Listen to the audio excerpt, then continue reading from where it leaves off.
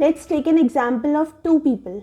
एक जो अपने 20s में एकदम खुशी तो नहीं कह सकते बट सारी ख्वाहिशें पूरी कर रहा है, जो कि बुरी बात नहीं है। और दूसरी साइड एक बंदा है जो कि बहुत सेव कर रहा है लेकिन living a happy decent life. What do you think, कौन सा वाला बंदा बहुत सही है?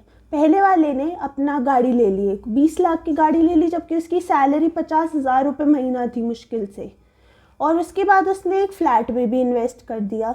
तो क्या लगता है कि दोनों में से कौन सही है? और दूसरा वाला ट्राई करता है कि वो ऑटो ले ले, ऊबर ले ले या स्कूटी ले ले, जो कि उसके सारे चीज़ों को सही से मैनेज कर रहा है वो। बट वहीं अगर फर्स्ट वाले का एकदम से जॉब चला जाए, ले ऑफ चल रहा है तो ले ऑफ हो गया, तो वो क्या करेगा? सारे लोन वाले लोग वापस आ जाएंगे उसके पास, उसे सब कुछ अपना बेच के उस लोन को कर्जा चुकाना पड़ेगा। तो यहाँ पर बात ये नहीं है कि आप अपनी ख्वाहिशें पूरी मत करो, बट बात ये होती है कि एक लिमिट होनी चाहिए। अगर मेरी सैलरी आज 30-35 हज़ार है और मेरे को चाहिए एकदम 20 लाख की गाड़ी, क्यों चाहिए 20 लाख की गाड़ी? और वो भी अभी क्यों चाहिए? 2 साल वेट नहीं कर सकता वो? कोई अभी छोटी मोटी सेकेंड हैंड गाड़ी ले लो, व्हाट्स रॉन्ग विद दैट? लेकिन लोगों को है कि उनको एक तो शो ऑफ के लिए चीज़ें चाहिए आजकल, कि मेरे पास बाइक भी है, मेरे पास स्कूटी भी है, मेरे पास लेटेस्ट आईफोन भी है, मेरे पास मैक लैपटॉप भी है। तो क्यों, मतलब किसको दिखाना किसको है? अ डिसेंट गाय जो कि अपने पैसे सेव करना जानता है, वही अगर मेरे को कोई इंपॉर्टेंट चीज़ है, मुझे पता है ये मेरी नीड है, तो मैं क्यों नहीं खर्चूंगी उस पर? खर्चूंगी ना, सब करते हैं। एक और अगर मुझे कोई ट्रिप पे जाना है तो मैं क्यों ट्रिप पे नहीं जाऊंगी? मेरे को पता है मुझे महीने के इतने पैसे निकालने, ताकि मैं साल के एंड में एक लैविश नाइस एक अच्छी डिसेंट ट्रिप पे जा पाऊँ। लेकिन लोगों को होता है कि वो सब पैसे खर्च दे शो ऑफ में।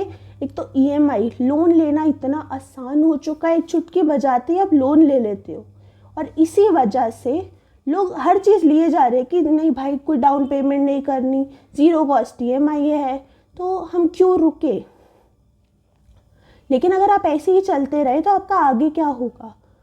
आपको अगर घर में इन्वेस्ट करना है तो एक पहले आपको डाउन पेमेंट भी अच्छा अमाउंट होना चाहिए, और उसके बाद भी ये नहीं कि आपकी 40 में से 20,000 रुपये डाउन पेमेंट भी जा रहा है, उसके बाद 5,000 6,000 आपका गाड़ी का भी जा रहा है, जो आप 5 साल लोन चलाओगे उसका। तो मतलब शादी करो, खर्चे करो, लेकिन एक हद होती है ना, कि अगर कोई बंदा एक सैलरी अपनी आते ही वो सारे खर्चे पहले करता है, फिर जो बच जाता है उसको अपने अकाउंट में सेविंग के लिए डाल देता है, तो ये गरीबी नहीं, गरीबियत का माइंडसेट है। सही माइंडसेट क्या होता है कि आप एक बार जो भी आपकी सैलरी आ रही है, वो सैलरी आने के बाद आप एक अमाउंट को उठा के अपने सेविंग अकाउंट में डालो और फिर इन्वेस्टिंग करो, और जो बाकी का बच जाए उसमें से आप अपने खर्चे निकालो। अगर आपकी सैलरी 30,000 है आज, तो 15,000 या जितना भी, लेट्स से 50 नहीं, चलो ठीक है 30% आप सेव कर सकते हो, तो 30% को साइड करो, और उसके बाद जो है तब एक्सपेंसेस करो, आप तब स्पेंड करो। लेकिन नहीं, लोगों को होता है हम ये चीज़ मेरे साथ भी बहुत बार होती थी और अभी भी कहीं ना कहीं हो जाती है, कि मैं सेविंग अकाउंट में डालती हूँ, फिर मुझे कुछ पसंद आ जाता है, फिर मैं सेविंग से निकालती हूँ, फिर मैं उसको वहाँ पे डाल देती हूँ। तो दिस इज़ तो कम्प्लीटली रॉन्ग थिंग, कि आप फिर सेव करने के लिए डाल ही क्यों रहे हो जब आपको वहाँ से निकाल के इधर ही डालना है? तो what's the use case of savings then? तभी आपको अपना एक अकाउंट या तो ऐसा सेपरेट खुलवा लो जहाँ no Paytm, no UPI, nothing, और सिर्फ एटीएम कार्ड से निकल पाएंगे, या तो एटीएम भी हटा दो और सिर्फ एक चेक से निकल पाएंगे, या फिर आपको बैंक जाना पड़ेगा। अब इतने तो लेज़ी लोग हैं कि उनसे ये नहीं होने वाला, मेरे से खुद भी नहीं होगा, तो मुझे भी यही करना चाहिए जो मैं आपको सजेस्ट कर रही हूँ, और मैं यही करूँगी। या तो आप इतने अपने साथ स्ट्रिक्ट हो जाओ कि पड़े हैं उसमें नहीं निकालने, 10 रुपये भी नहीं निकालने unless and until that's super urgent.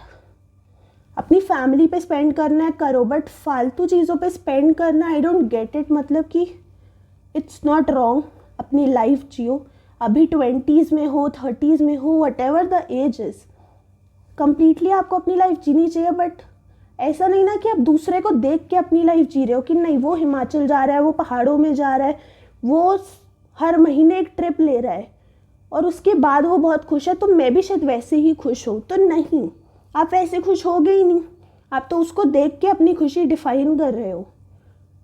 तो गाइज बी केयरफुल कि आप कहाँ पे क्या स्टेप्स ले रहे हो। अगर अभी आप अर्ली 20s में हो, 30s में हो, वटेवर, तो अगर आपने अभी से पैसे बचाने की शुरुआत नहीं करी ना, तो आगे ये सीखना बहुत डिफ़िकल्ट हो जाएगा।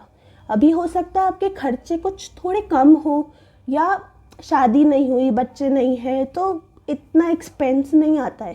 तो अगर आप अभी ये सब कर लोगे, आगे का ट्रस्ट में आपकी लाइफ बहुत इजी हो जाएगी। यहाँ पे मैं कहीं नहीं कह रही अपनी शौक छोड़ दो, कुछ मत करो, अपने पे 2 रुपये मत खर्चो और सब इन्वेस्ट कर दो। Completely wrong.